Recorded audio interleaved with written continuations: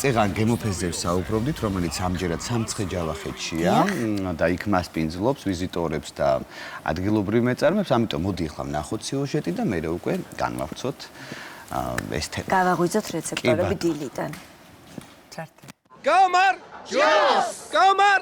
Jos! Gaumar! Jos! Jos, Jos, Jos! Საქართველოს!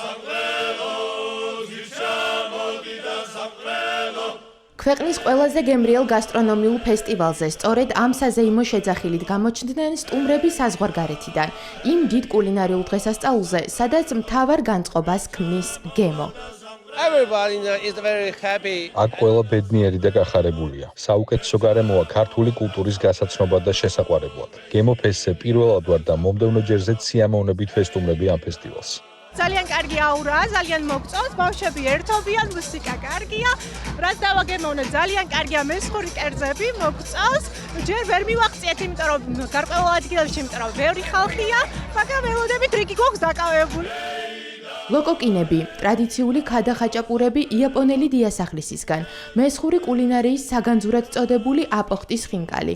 გემოფესტმა მესტიის შემდეგ ისტორიული სამცხის ცენტრში, ახალციხეში გადმოინაცვლა. ციხესიმაგრეებითა და უნიკალური ღირსშესანიშნაობებით სავსე ქალაქში მესხური კერძების სურნელი 2 დღის განმავლობაში ტრიალებდა.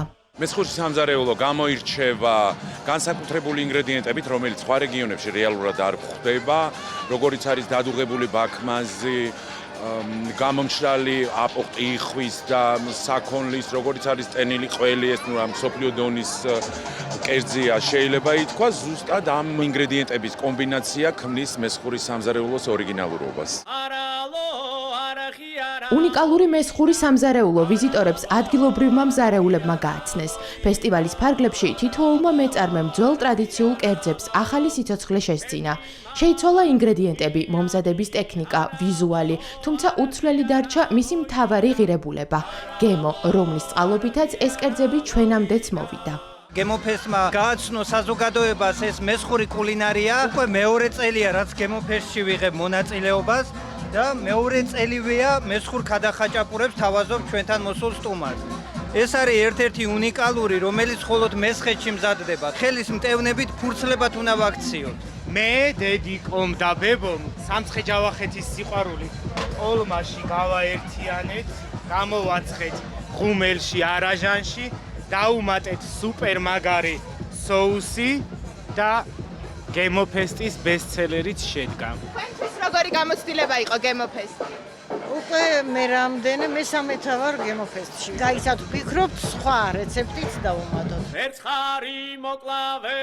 გემოფესტის მასშტაბები ყოველ ჯერზე იზრდება. ამას ფესტივალში მონაწილეობის მსურველი მზარეულებისა და ვიზიტორების რაოდენობა მოწმობს. ეს კი როგორც მეწარმეების, ისე ორგანიზატორების აქტიურ და დაუღალავ შრომას უსვამს ხაზს. გემომ შეასრულა თავისი თავდაპირველი მისია. ეს არის ძალიან წარმატებით რეგიონებში გასტროტურისტული პროდუქტების განვითარება და მეორეს მხრივ ადგილობრივი მოსახლეობის ეკონომიკურ ცხოვრებაში ჩართულობა. უმრავლესი გემოელების სხვადასხვა ფესტივალში იღებს მონაწილეობას, სოფლას ამასპინძლო გახსნა. შემდეგი გემოფესტი კი იქნება იმერეთში 26, 27, 28 ივნისი.